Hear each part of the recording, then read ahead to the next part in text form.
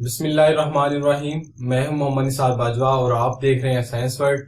आज का जो हमारा टॉपिक है वो है काइनेटिक मॉलिक्यूलर थ्योरी या काइनेटिक गैस थ्योरी। ठीक है, इसको काइनेटिक मॉलिक्यूलर थ्योरी भी कहते हैं और इसको काइनेटिक गैस थ्योरी भी कहते हैं। ठीक है, ये थ्योरी जो है वो बर्नौली ने पेश की, उसके बाद क्लासियस ने इसकी इक्वेशन ड्राइव की, मैक्सवेल ने इसकी वेलोसिटी ऑफ डिस्ट्रीब्यूशंस। ठीक है, ये तो एक साइंसदानों की जो कंट्रीब्यूशंस थी वो थी। हम इसको स्टार्ट करते हैं। सबसे पहले इसके पास्टुलेट्स हैं। ठीक है, कोई भी थ्योरी है ना, उसके कुछ ना कुछ पास्टुलेट होते हैं, कुछ ना कुछ अजम्पशंस होती हैं जो पहले से क्रिएट की जाती हैं और उसके बाद उस पर वर्क किया जाता है। पहला है जो इसका पॉइंट है उसका, ये बिल्कुल सिंपल से है, मैं इनको आपको ब्रीफ कर देता हूँ ये क्या चीजें हैं, उसके बाद हम इसकी इक्वेशन की तरफ आते हैं। ये पास्टुलेट नंबर 1 क्या है? Each gas consist of very large number of small particles called molecules. के हर गैस जो है उसके अंदर छोटे छोटे स्मॉल पार्टिकल्स होते हैं, उसको हम कहते हैं मॉलिक्यूल्स। ठीक है, ये पास्टुलेट नंबर 1 हो गया। सेकंड क्या है? Molecules of gas moves randomly colliding among themselves and walls of container. क्या कह रहा है कि लेट्स से मेरे पास ये एक कोई कंटेनर है, उसके अंदर ये मॉलिक्यूल्स हैं, तो ये मॉलिक्यूल्स ये नहीं कि ये बड़ी कोई तरतीब से मूव करेंगे, ये इधर को जाएगा, ये भी इधर को, ये लाइन में मूव करेंगे, बिल्कुल नहीं।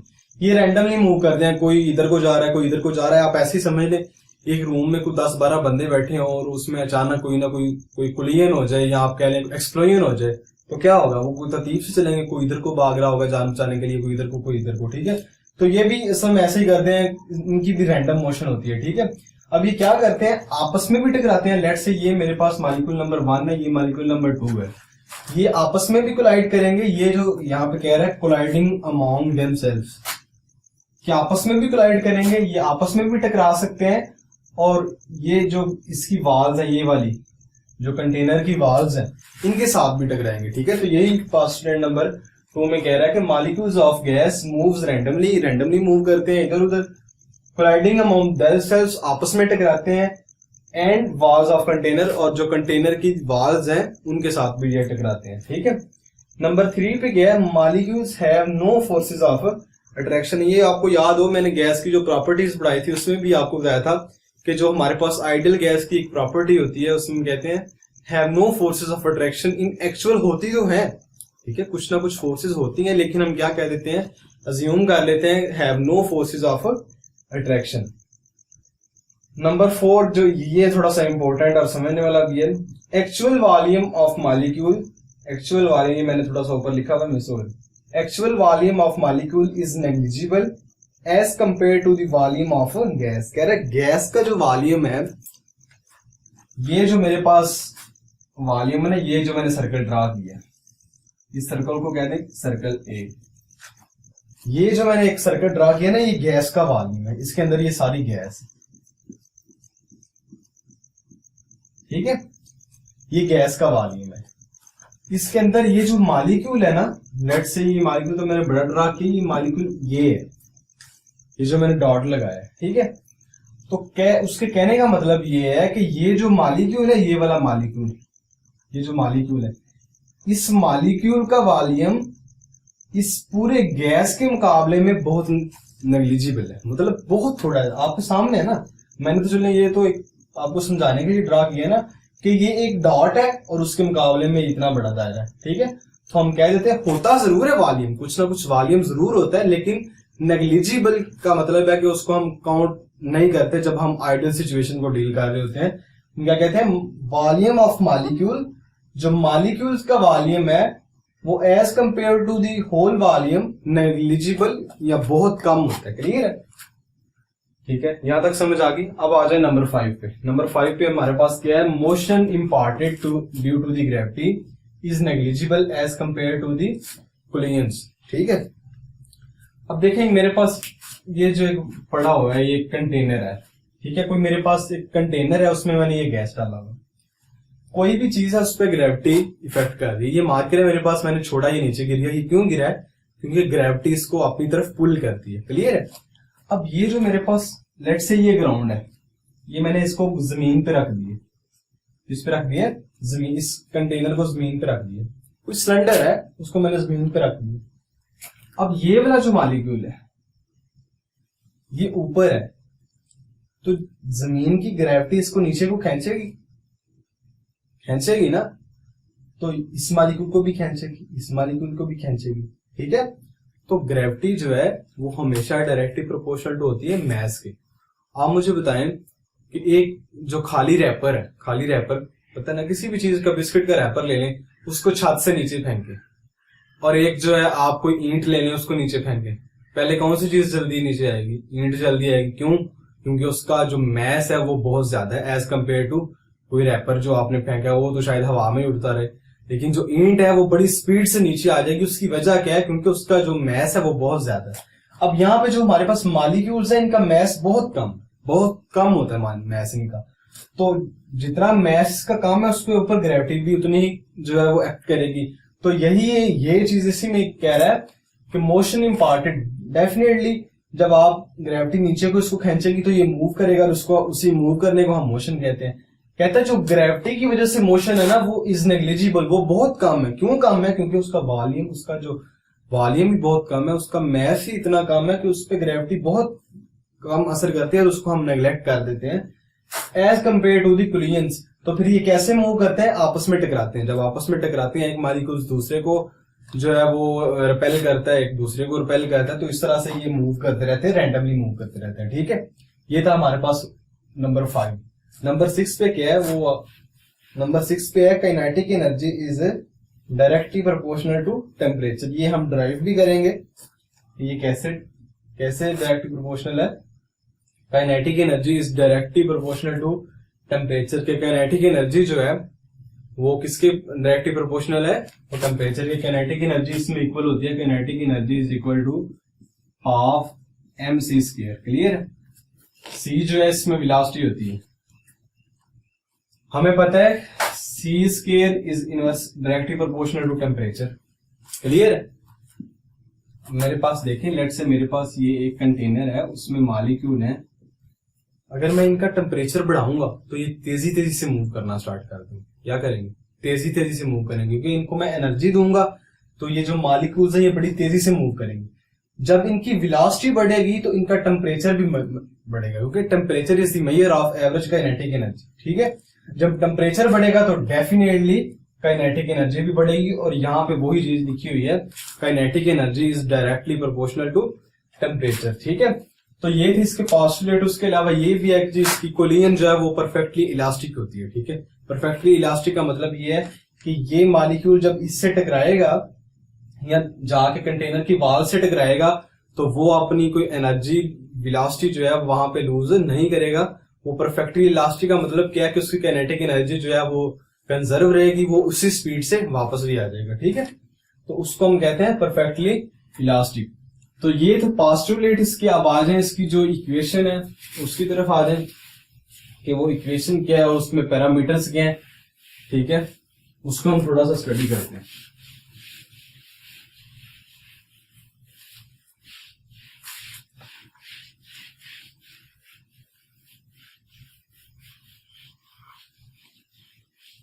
अच्छा, ये जो अभी मैंने पोस्टुलेट लिखे थे इसको स्टडी करके एक साइंटिस्ट हैं RJ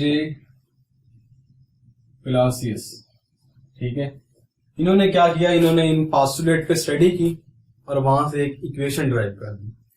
उस इक्वेशन की डेरिवेशन जो है ये इक्वेशन है, PV is equal to 1/3 m into n c² bar, ठीक है। ये इक्वेशन इन्होंने ड्राइव की। इस इक्वेशन की डेरिवेशन मैंने पिछले लेक्चर में बड़ी डिटेल से समझाई हुई है, ठीक है, कि ये इक्वेशन कहां से आई, कैसे डिराइव हुई, इसका सारा ओवरव्यू कहाँ है। उसी लेक्चर की लिंक जो है वो आप डिस्क्रिप्शन में देखें, मैंने लिंक दी हुई है, वो वहां पे जाके देखें। मैं आपको ये स्ट्रांगली रिकमेंड करता हूं कि आप इसकी डेरिवेशन को जरूर देखें, क्योंकि उसमें मैंने इसकी एक एक चीज को एक्सप्लेन किया हुआ है कि ये कैसे इक्वेशन ड्राइव होगी और ये कहां से आई है, ठीक है। तो डायरेक्ट अगर आप देखना चाहिए डायरेक्ट तो मैंने लिख दी है, क्योंकि यहाँ पे टॉपिक चल रहा है तो वहां पे इसकी इक्वेशन आ गई तो मैंने डायरेक्ट लिख दी है। लेकिन इसकी डेरिवेशन भी मैंने अपलोड की हुई है, वो भी आप लाजमी देखें। मैं अगेन कह रहा हूँ ताकि आपको इसका थोड़ा सा कंसेप्ट का पता चले कि ये कहाँ से इक्वेशन आई है, ठीक है। तो शॉर्टली मैं आपको बताता हूँ इसमें जो पैरामीटर्स हैं वो क्या क्या हैं। इसमें जो हमारे पास P है वो प्रेशर है, V जो है वॉल्यूम है, M जो है मैस है। मैं यहाँ पे लिख ही देता हूँ। P मेरे पास क्या है, प्रेशर है, V जो है वो वॉल्यूम है, M जो है वो mass of one molecule,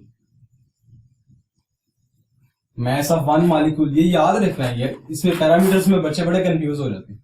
mass of एक मॉलिक्यूल का मैस है, ये बता जो हमें।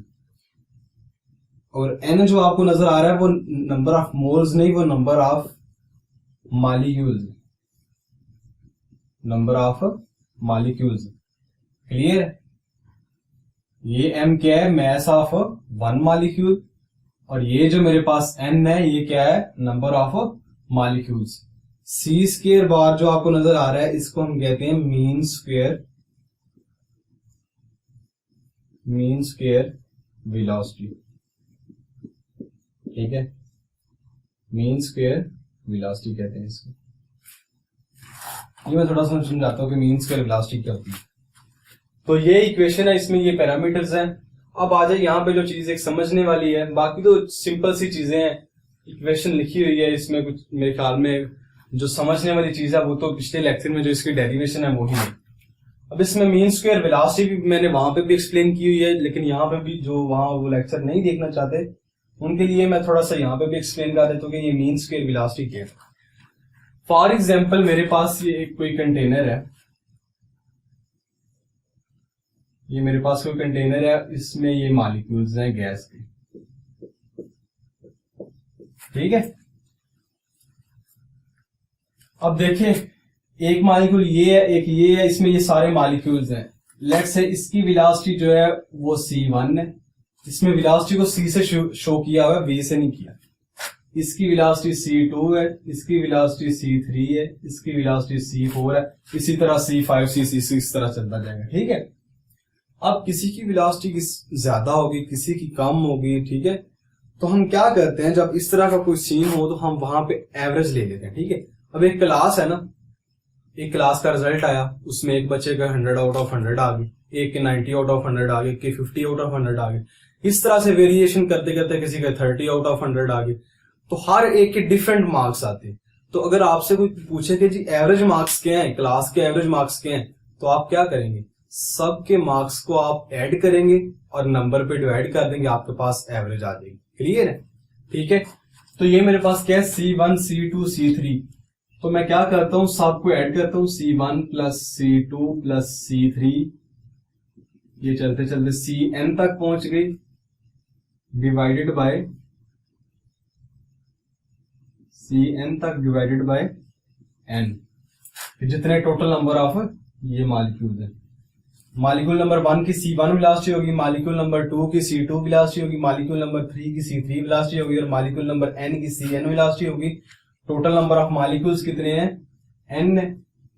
तो मैंने जो एवरेज वेलोसिटी कैसे निकाली है, सबको ऐड किया है और n पे डिवाइड कर दिया। ठीक है, ये है इसकी एवरेज वेलोसिटी। क्लियर है?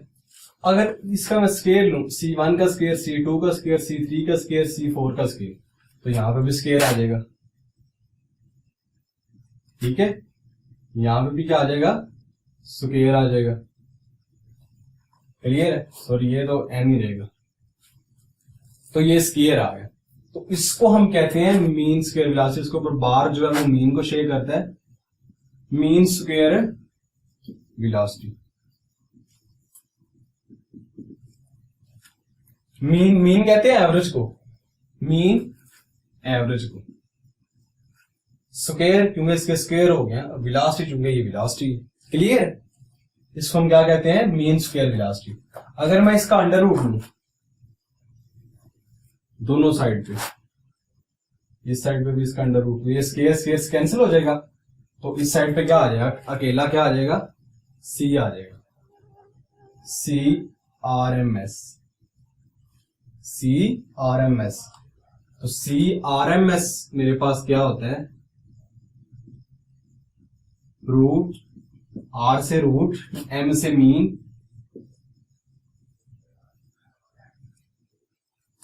और एस से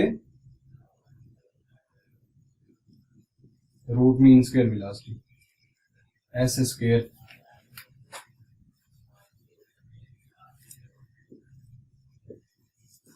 ठीक है वेलोसिटी। ये याद रखें, mean square velocity C square को कहते हैं, सी स्क्वायर बार को, और सी आर एम एस जो होता है वो रूट मीन स्क्वायर वेलोसिटी होती है। जब अंडर रूट आ जाता है तो उसके साथ रूट आ जाता है, आर आ जाता है, सी आर एम एस ठीक है। रूट ही ऊपर दिया हुआ है, रूट मीन क्या है कि इसकी एवरेज ली हुई है, स्क्वायर के इसका स्क्वायर लिया हुआ है। तो ये सारी जो जिसमें हमने फंक्शंस किए हुए हैं सबको जब हम कंबाइन करते हैं तो उसका एक नाम बन जाता है root mean square velocity. Clear है? तो ये थी रूट मीन स्क्वायर वेलोसिटी ठीक है। अब ये जो रूट मीन स्क्वायर वेलोसिटी है ये किसके इक्वल होती है? इसका एक फार्मूला है, सी आर एम एस। ये जो सी आर एम एस है इसका फार्मूला है under root 3RT divided by m ठीक है। अब यहां पे तो ये भी मैंने डायरेक्ट लिख दिया है, तो अगेन कह रहा हूं पिछले लेक्चर में मैंने इसको भी ड्राइव किया कि ये फार्मूला कहां से आ गया और कैसे आ गया ठीक है। इसीलिए मैंने आपको कहा था कि मैं वो लेक्चर आपको स्ट्रांगली रिकमेंड कर रहा हूं कि वो लेक्चर आपको लाजमी देखें, उसमें आपको इस फार्मूले की डेरिवेशन भी मिल जाएगी ठीक है। तो यहां पे भी देखें कि जो सी आर एम एस है रूट मीन स्क्वायर वेलोसिटी है is directly proportional to temperature ठीक है, टेम्परेचर के डायरेक्टली प्रोपोर्शनल है। तो यहां से हमें पता चल रहा है, जैसे मैंने अभी थोड़ी देर पहले आपको इधर समझाया था कि kinetic energy is directly proportional to temperature. कैसे है? क्योंकि जो रूट मीन स्क्वायर वेलोसिटी है वो डायरेक्टली प्रोपोर्शनल टू टेम्परेचर है अकॉर्डिंग टू दिस रिलेशन। ये रिलेशन डायरेक्टली शो कर रहा है।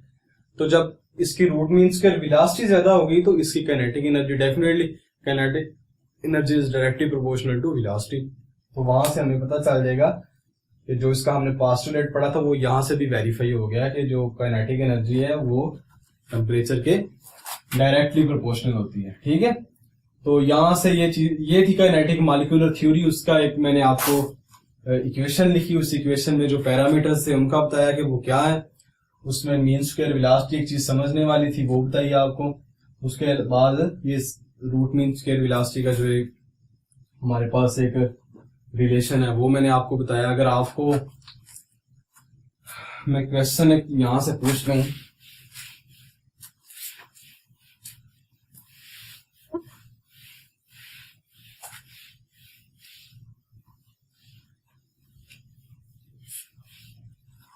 क्वेश्चन क्या है जी?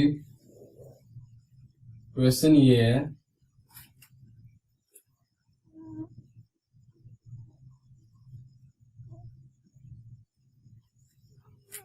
velocity of molecules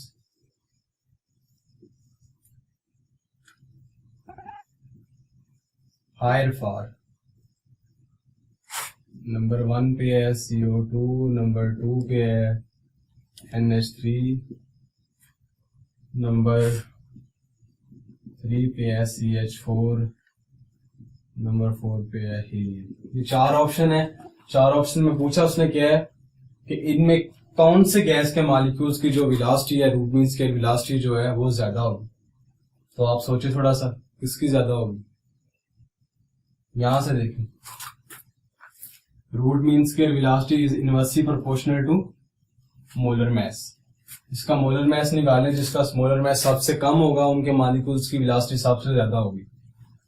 इसका कितना है? कार्बन का 12 है, ऑक्सीजन का जो है इसका 44 है, इसका 17 है, इसका 16 है, इसका 4 है। It mean this will be the correct answer because कि इसके मोलर मैस सबसे कम है। तो इस रिलेशन से हमें पता चल रहा है कि root mean square velocity is inversely proportional to molar mass. तो चूंकि इसका मोलर मैस कम है तो इसके मॉलिक्यूल्स की जो रूट मीन स्क्वायर वेलोसिटी है वो भी क्या होगी? ज्यादा होगी ठीक है। तो ये आई थिंक क्या आपको इसकी समझ आ जाइए आगे होगी। अब यहां से जो है काइनेटिक मॉलिक्यूलर थ्योरी जो है या काइनेटिक गैस थ्योरी जो है यहां से डिराइव किए हुए हैं, जो हमने लॉज पढ़े हैं वो सारे। तो आए अब जो है उन लॉज को डिराइव करते हैं ठीक है। उन लॉस को ड्राइव करेंगे तो आपको जो है वो मजीद ही इसकी कुछ चीजें क्लियर हो जाएंगी। ठीक है, तो आइए उनके लॉस को ड्राइव करते हैं। तो सबसे पहले जो है हम बॉयज लॉ को ड्राइव करते हैं, बॉयज लॉ। ठीक है, with the help of a kinetic molecular theory. ठीक है, तो काइनेटिक मॉलिक्यूलर थ्योरी का अगर आप लोग को एक पोस्टुलेट याद हो, उसमें हमने पढ़ा था kinetic energy is directly proportional to temperature. K is directly proportional to temperature. तो के किसके इक्वल है, half M C square is directly proportional to temperature. Clear है? तो यहां पे अगर मैं इसका साइन खत्म करूं प्रोपोर्शनैलिटी, तो मेरे पास क्या आ जाएगा, half M C square is equal to K T. ठीक है, क्लियर है? ये मेरे पास इक्वेशन नंबर 1 आ गई। According to K M T, according to kinetic molecular theory, हमारे पास क्या है, PV is equal to 1/3 M N C square. ठीक है, इक्वेशन नंबर 2 आ गई। क्लियर है? इक्वेशन नंबर 1 को 2 पे डिवाइड कर लें, या आप एम सी स्क्वायर की वैल्यू उसमें पुट कर दें। ठीक है, आप जो मर्जी कर सकते हैं। या यहां से आप देखें एम सी स्क्वायर यहां पे किसके इक्वल आ जाएगा, इस इक्वेशन से M C square bar will be equal to, M C square मैंने एक साइड पे रखा तो ये इक्वल टू आ जाएगा 2kT की। क्लियर? तो इस एम सी स्क्वायर की वैल्यू इस इक्वेशन में पुट कर दें। ये एम सी स्क्वायर है ना, तो इसको आप कह लें equation number A. Use A in equation number 2। ठीक है, तो हमने क्या करना है, एम सी स्क्वायर की जगह पे 2kT पुट कर देना है। तो PV will be equal to 1/3 M C square की जगह पे इंटू 2kT, और एन हमारे पास वैसे ही रह जाएगा। ठीक है, तो यहां पे देखें 1/3 भी कांस्टेंट है, 2 भी कांस्टेंट है, के भी कांस्टेंट है, और एन भी कांस्टेंट है। ठीक है, बॉयल्स लॉ में चूंकि एन कांस्टेंट होता है ना, ये आपको पता होना चाहिए, बॉयल्स लॉ में एन कांस्टेंट होता है। 2kT, यहाँ पे टी भी आएगा 2kT। ठीक है, तो बॉयल्स लॉ में आपको याद होना चाहिए कि बॉयल्स लॉ में हम क्या कहते हैं, volume is directly inversely proportional to pressure at constant pressure and constant number of moles. N भी कांस्टेंट होता है और टेम्परेचर भी कांस्टेंट होता है, के पहले ही कांस्टेंट है, 2/3 भी कांस्टेंट हो, तो हमारे पास क्या आ जाएगा, PV equal to constant. Clear है? और यही हमारे पास जो है वो बॉयल्स लॉ होता है। इसको कह लें इक्वेशन नंबर 3। क्लियर है? इक्वेशन नंबर 3 हमारे पास क्या बन गई है, मैं दोबारा से यहां पे लिख देता हूं, पीवी। अब चार्ल्स लॉ करते हैं। अब आ जाए चार्ल्स लॉ ड्राइव करते हैं। चार्ल्स लॉ, तो Charles law from equation 3 PV is equal to 2/3 K N into T. ये इक्वेशन नंबर 3 हमने डिराइव की हुई है। टी को इधर ले आए, पी को उधर ले जाए, B/T हो जाएगा। That will be equal to 2/3 P K into N. मैंने क्या किया है, पी को उस साइड पे ले गया हूं, टी को इधर इसके नीचे ले आया। 2/3 भी कांस्टेंट है। चार्ल्स लॉ हम कैसे क्या करते हैं, volume is directly proportional to temperature at constant pressure. ठीक है, कांस्टेंट प्रेशर पे जो हमारे पास है वो वॉल्यूम डायरेक्टली प्रोपोर्शनल होता है टेम्परेचर के। प्रेशर भी कांस्टेंट है, के पहले ही कांस्टेंट है, नंबर ऑफ मोल्स भी कांस्टेंट होंगे, तो V of T will be equal to constant. Clear है? तो हमारे पास जो है चार्ल्स लॉ भी यहाँ पे वेरीफाई हो गया। अब आ जाए एवोगैड्रोस लॉ फाइंड करते हैं कि एवोगैड्रोस लॉ जो है वो इस थ्योरी से कैसे वेरीफाई होता है।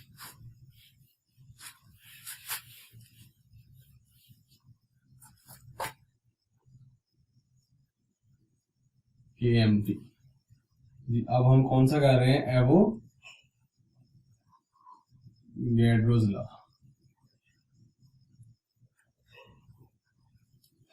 कंसिडर टू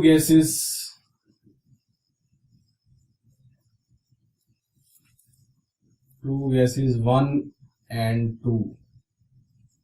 मैंने दो गैसेस ली, एक को मैंने 1 कह दिया, एक को क्या कह दिया 2। ठीक है, कोई भी दो गैसेस लेने, CH4 अमोनिया लेने, एक का नाम मैंने 1 रख दिया, दूसरी का नाम 2 रख दिया। तो अकॉर्डिंग टू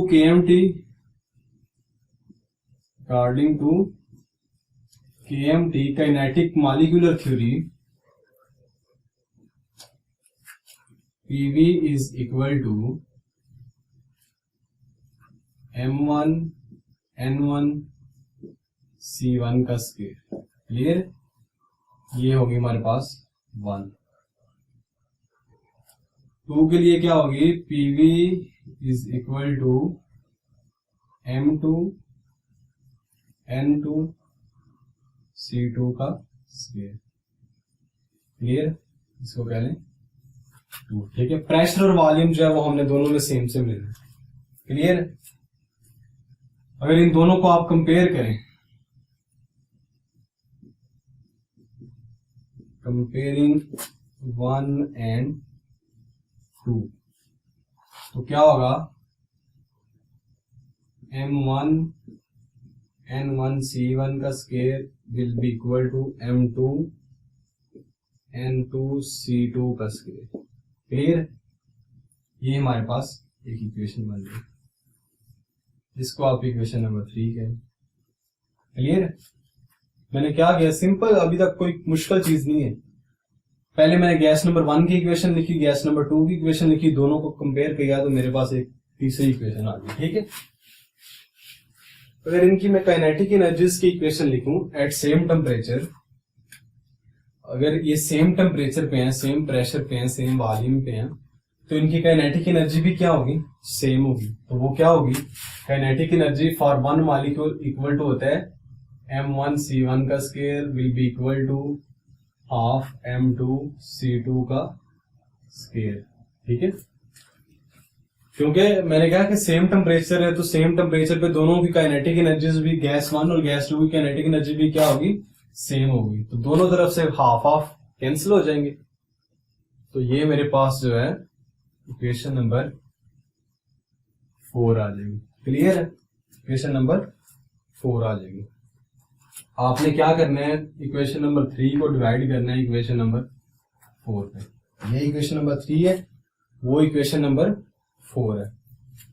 तो क्या है, M1 N1 C1 का स्क्वायर, ये इक्वेशन नंबर हमने 4 लिख दी है। M2 N2 C2 का स्क्वायर, इक्वेशन नंबर 4 लिख दिया। इसको डिवाइड किस पे करना है, इक्वेशन नंबर 3 लिखी है, इसको डिवाइड करना है इक्वेशन नंबर 4 पे। M1 C1 का square divided by M1 C1 का स्क्वायर, तो ये दोनों यहां से कैंसिल हो गए। तो मेरे पास क्या आ गया, N1 is equal to N2। तो यहां से हमारे पास क्या प्रूव हो गया कि इक्वल वॉल्यूम, मैंने सेम वॉल्यूम लिया था दोनों का। अगर मैंने वॉल्यूम सेम लिया तो दोनों के नंबर ऑफ मोल्स भी सेम आ गए। क्लियर है, ठीक है। तो एवोगैड्रोस आपको पता है कांस्टेंट प्रेशर पे कांस्टेंट टेम्परेचर पे होता है, ये चीज तो आपको कंफर्म होनी चाहिए। जब कांस्टेंट टेम्परेचर होगा तो उनकी काइनेटिक एनर्जी भी दोनों की सेम होगी, और जब कांस्टेंट प्रेशर वॉल्यूम होगा तो यहां से मैंने कांस्टेंट प्रेशर वॉल्यूम इनका रखा है। यहाँ पे P1 V1 या P2 V2 मैंने नहीं लिखा। क्यों नहीं लिखा, क्योंकि दोनों में प्रेशर वॉल्यूम सेम रखना होता है। ये एवोगैड्रोस लॉ की प्रॉपर्टी है कि दोनों का जो प्रेशर वॉल्यूम और टेम्परेचर है उसको हमने कांस्टेंट रखना होता है। क्लियर है।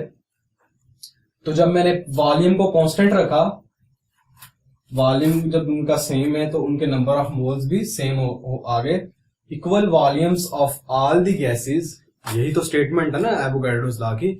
Equal volumes of all the gases at constant pressure and temperature have equal number of moles, कि उनके मोल्स भी इक्वल होंगे। तो वही चीज यहाँ पे देखें प्रूव होगी कि दोनों गैसेस के नंबर ऑफ मोल्स भी इक्वल आ गए। ठीक है, कोई चीज कंफ्यूज तो नहीं कर रही, अगर कंफ्यूज कर रही है तो आप डायरेक्टली जो है कमेंट में पूछ सकते हैं, मैं वहां पे जो है आपकी कंफ्यूजन का आंसर कर दूं। अब आ जाए next and the last one is Graham's law. ठीक है, क्या है मेरे पास? Graham's law. जी अब आ जाए ग्राहम्स लॉ। ग्राहम्स लॉ क्या चीज? ग्राहम्स लॉ को प्रूव करने के लिए जी हमारे पास जो इक्वेशन है, काइनेटिक गैस इक्वेशन, वो क्या है जी? ये PV is equal to 1/3 mn square. I think ये मैंने जो पीछे अभी कौन सा लॉ किया है, एवोगैड्रो लॉ किया, उसमें मैंने ये नहीं 1/3 नहीं लिखा, तो अगर लिखता भी तो वो कैंसिल हो जाना था। ठीक है, यहां से मिस्टेक हो गई है, वो आप करेक्ट कर लेना कि जो मैंने अभी पीछे एवोगैड्रो लॉ प्रूव किया उसमें मुझे लग रहा है कि मैंने 1/3 नहीं लिखा, अगर लिखता भी तो फर्क नहीं पड़ना था, वो दोनों साइड से कैंसिल हो जाना था। ठीक है, तो वो आप जो है वो करेक्शन कर लीजिएगा। PV is equal to 1/3 into M जो है वो मास ऑफ वन मॉलिक्यूल है, एन जो है वो नंबर ऑफ मॉलिक्यूल्स है, तो सी स्क्वायर जो है हमारे पास मीन स्क्वायर वेलोसिटी है। अगर मैं कहूं एन जो है वो एवोगैड्रोस नंबर है, एवोगैड्रो, ये डायरेक्टली आप एन ए लिख लें। ठीक है, कि मैं कितने मॉलिक्यूल्स के लिए काउंट कर रहा हूं? Avogadro's molecule. अगर एवोगैड्रोस मॉलिक्यूल है तो इट मीन ये 1 मोल के लिए बन जाएगा। ठीक है, तो मैं n is equal to N A से रिप्लेस कर रहा हूं। PV will be equal to 1/3 into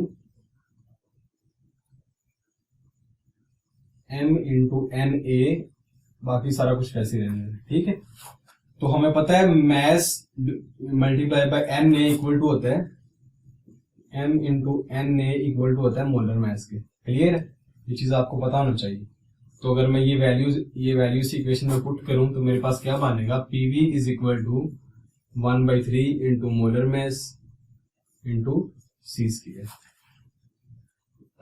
clear? यहां से अगर आप सी स्क्वायर की वैल्यू निकालें, सी स्क्वायर की वैल्यू, सी स्क्वायर को एक साइड पे रखें, बाकी सारा कुछ दूसरी साइड पे ले जाएं, तो मेरे पास क्या आ जाएगा? C square is equal to 3pv divided by molar mass. Clear? Volume को नीचे ले आए, c square bar is equal to 3p divided by m divided by v। मैं ये जो वॉल्यूम है इसको नीचे ले आया। ठीक है, दोबारा से आज सिंप्लीफाई करेंगे तो दोबारा से ऊपर चला जाएगा, तो m by v molar volume divided by molar mass divided by volume किसके इक्वल होता है? डेंसिटी के। तो मेरे पास क्या आ जाएगा? C square bar is equal to 3p divided by density. Clear? मैंने सिंपली क्या किया है, काइनेटिक मॉलिक्यूलर थ्योरी की इक्वेशन ली, उसमें n को na से रिप्लेस करके तो मोलर में इसकी वैल्यू पुट कर दिया, और वहां से मैंने सी स्क्वायर एक साइड पे किया है। ये जो वॉल्यूम है इसको m के नीचे ले आया हूं, तो मुझे पता है mass per unit volume is equal to density होता है। मैंने इसकी जगह पे डेंसिटी की वैल्यू पुट कर दिया इस इक्वेशन में, तो मेरे पास ये वाली वैल्यू आ गई। ठीक है, अब सी स्क्वायर जो है यहाँ पे क्या है? अगर इसका मैं अंडर रूट लूं दोनों साइड पे, तो अब सी स्क्वायर जो है वो किसके inversely proportional, sorry directly proportional होता है। We know that C square is directly proportional to, या सी स्क्वायर कह लें या आर स्क्वायर कह लें या आर कह लें। ठीक है, आर के ये क्या होता है? Directly proportional. आर क्या है यहाँ पे? Rate of diffusion. Graham's law किसके लिए होता है? Rate of diffusion and diffusion. तो रेट अगर आपको ग्राहम्स लॉ वाला लेक्चर याद हो तो रेट मैंने आपको बताया था, रेट किसको कहते हैं? हम स्पीड को कहते हैं कि गैसेस कितनी स्पीड से ट्रेवल करके एक जगह से दूसरी जगह पे पहुंच जाती है। ठीक है, वो होता है हमारे पास रेट। तो सी को जो है मैं रिप्लेस कर सकता हूं आर से। R is equal to 3P divided by D। तो ग्राहम्स लॉ में प्रेशर क्या होता है? प्रेशर कांस्टेंट होता है। अगर प्रेशर कांस्टेंट है तो 3 तो पहले ही कांस्टेंट है, तो R is inversely proportional to density. R यहां पे क्या है? रेट है, हेंस प्रूव्ड।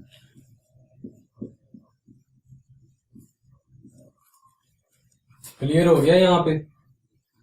मेरा ख्याल है कि आपको इस चीज की समझ अब तक बिल्कुल क्लियर हो जानी चाहिए कि यहाँ पे क्या हुआ है कि रेट जो है वो डिफ्यूजन का is inversely proportional to density है, और यही हमारे पास जो होता है वो ग्राहम्स लॉ होता है। क्लियर है?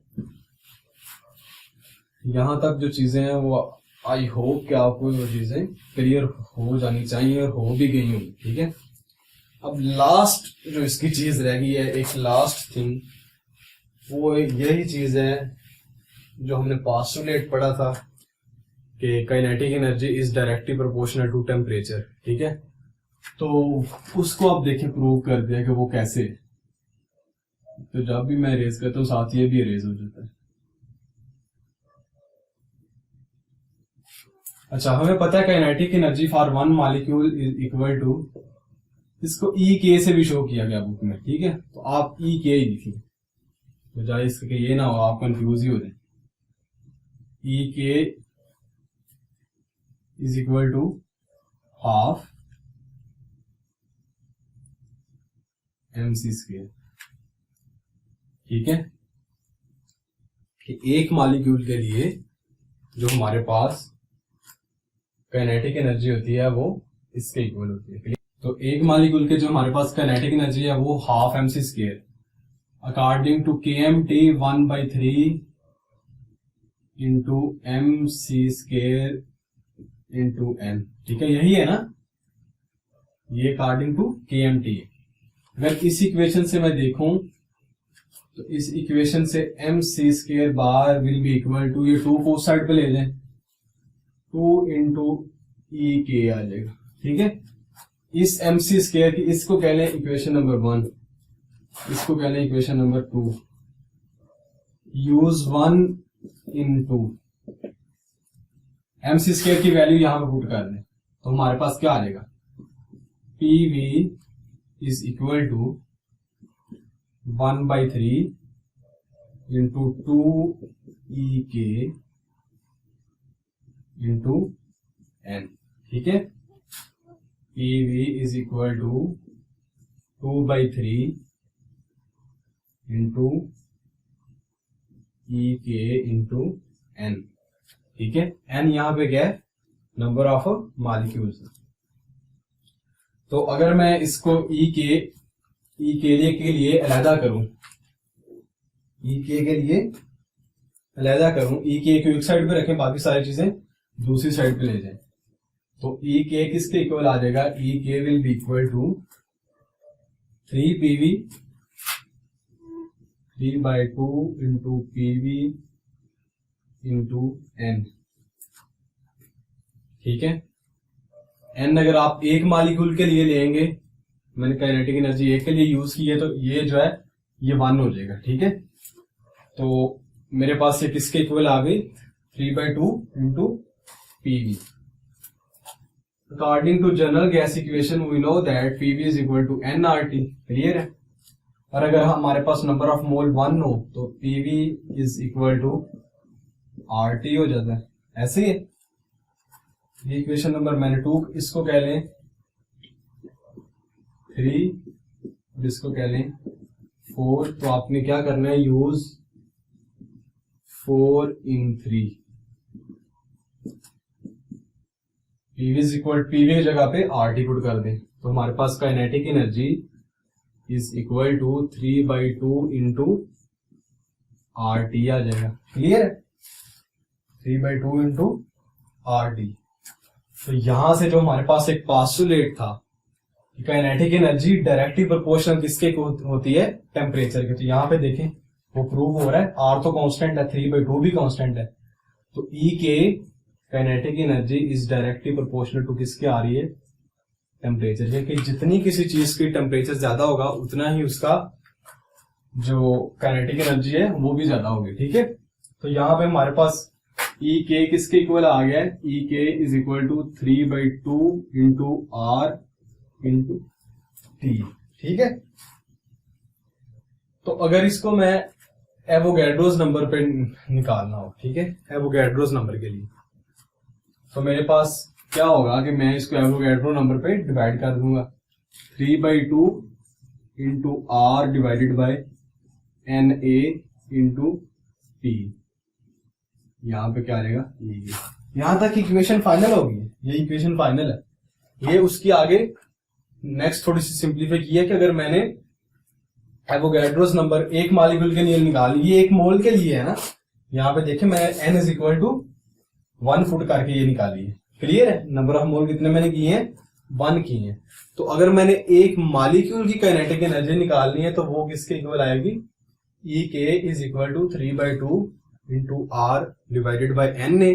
एन ए क्या है, एवोगैड्रोस नंबर 6.02 इंटू 10 की पावर 23। यहाँ पे हमारे पास जो R divided by N A है ये इक्वल टू होता है के, और इस के को हम कहते हैं बोल्ट्जमैन कांस्टेंट। क्या कहते हैं, Boltzmann constant. R over N A K equal आप अगर के पुट करेंगे तो वो हमारे पास ई K is equal to 3 into के टी आ जाएगा। आई थिंक क्या आपको इस चीज की समझ आ गई होगी। यहां से मैं आपसे एक क्वेश्चन पूछता हूं, बस इस लेक्चर को जो है वो वाइंड अप करते हैं। बस एक क्वेश्चन एक दो कर लें ताकि थोड़ा सा आपको पता तो चले कि ये जो हमने चीजें पढ़ी हैं इसको कैसे अप्लाई करें। अगर मैं आपसे पूछूं फाइंड के of O2 eight 27 degree centigrade, ठीक है। एक मॉलिक्यूल O2 के एक मॉलिक्यूल की काइनेटिक एनर्जी फाइंड करें 27 डिग्री सेंटीग्रेड टेम्परेचर पे, तो आप कैसे फाइंड करेंगे।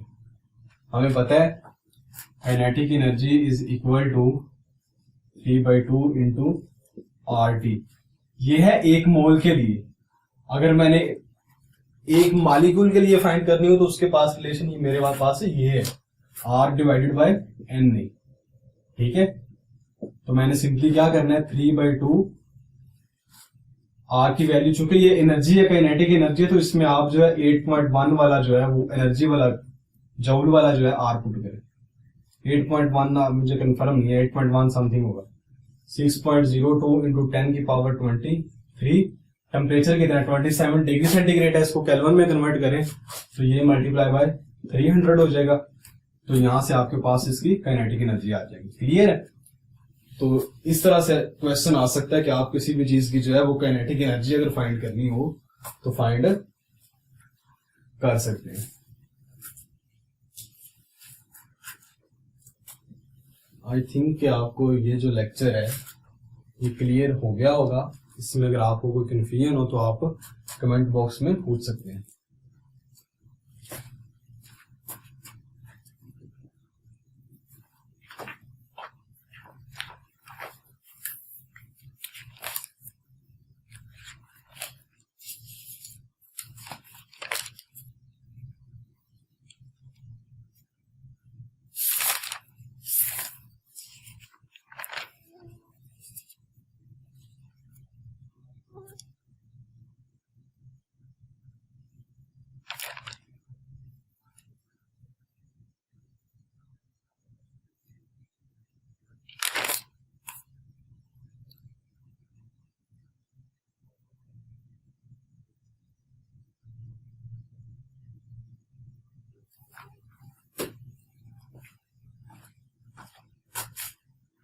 अच्छा, इसका एक और क्वेश्चन करते हैं। के फाइंड करनी है आपने 8 ग्राम ऑफ CH4 की at 27 degree centigrade. 8 gram of हमारे पास मीथेन गैस है एट 27 डिग्री सेंटीग्रेड। इसकी आपने काइनेटिक एनर्जी फाइंड करनी है, ठीक है। तो हमें पता है kinetic energy is equal to 3/2 into R T. अगर हमने एक मॉलिक्यूल की फाइंड करनी हो तो नीचे Na आ जाता है। अगर एक मोल की फाइंड करनी हो तो हमारे पास ये सिंपल फार्मूला है एक मोल के लिए, ठीक है। 1 मोल के लिए ये है हमारे पास नंबर ऑफ मोल्स आ जाए अगर मीथेन के, तो हम उसका जो है फाइंड कर सकते हैं kinetic energy. 8 divided by mass in gram divided by molar मास कितना है 12 प्लस 4 16,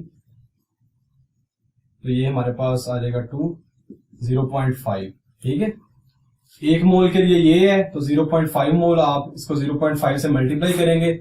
आर की वैल्यू आपको पता है, टेम्परेचर आपको गिवन है, तो यहां से आप काइनेटिक एनर्जी निकाल सकते हैं। अब आगे थोड़ा सा, ये तो सिंपल क्वेश्चन मैंने आपको बता दिए हैं। नेक्स्ट क्वेश्चन है, ये क्वेश्चन आपने करना है, eight what temperature kinetic energy will be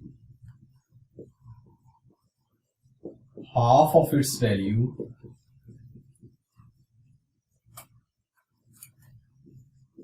at 20। मैं टेम्परेचर थोड़ा सा आसान सा ले रहा हूं, बाकी क्वेश्चन ये है कि at what temperature K will be half of its value then at 27 degree centigrade. क्या इसमें क्या कह रहा है कि 27 डिग्री सेंटीग्रेड पे एक गैस की उसने काइनेटिक एनर्जी फाइंड की, लेट से उसकी वैल्यू जो है वो आ गई 50। अब नेक्स्ट जो है वो आपने 25 हाफ ऑफ इट्स वैल्यू, 50 का हाफ लेके आना 25। ये जो 25 आएगा ये किस टेम्परेचर पे आएगा, ये चीज आपने फाइंड करनी है, बस सिंपल सी है इसमें। अब कैसे फाइंड करेंगे, ये आप वीडियो को पॉज करें और इस क्वेश्चन को हल करें। देखिए मेरा वेट ना किया करें, मैंने तो करवा ही देना है। असल मजा तब है जब आप इसको खुद सॉल्व करेंगे, तो तब जो है उसके आपको अच्छी समझ आ जाएगी। ठीक है, तो आइए इसको सॉल्व करते हैं। हमारे पास जो फार्मूला है वो क्या है, के फाइंड करने का 3/2 इंटू RT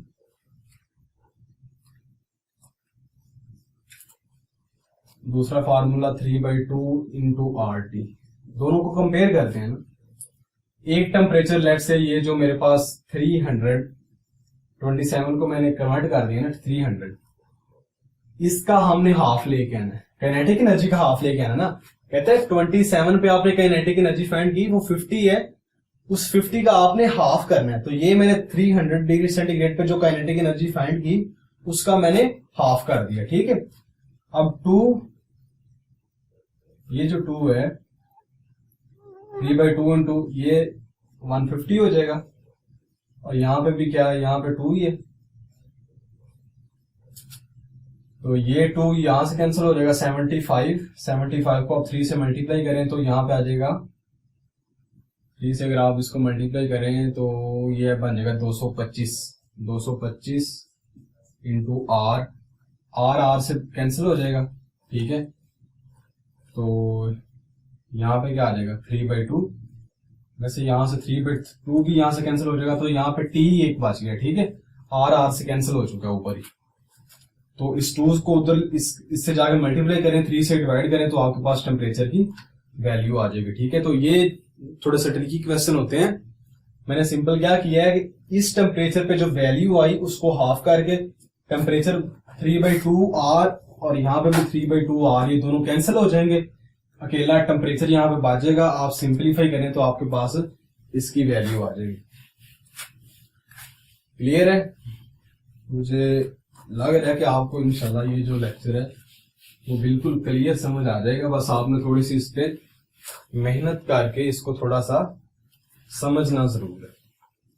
ठीक है, बाकी आप जो क्वेश्चन हो, आपसे कोई क्वेश्चन सॉल्व ना हो रहा हो, आप उसको लाजमी पूछा करें। ठीक है, ये था आज का लेक्चर। आई होप कि आपको समझ आ गया होगा। अगर कोई समझ नहीं आई चीज तो आप बिला झिझक आप कमेंट बॉक्स में पूछ सकते हैं। ठीक है, आज तक के लिए इतना ही। अल्लाह हाफिज।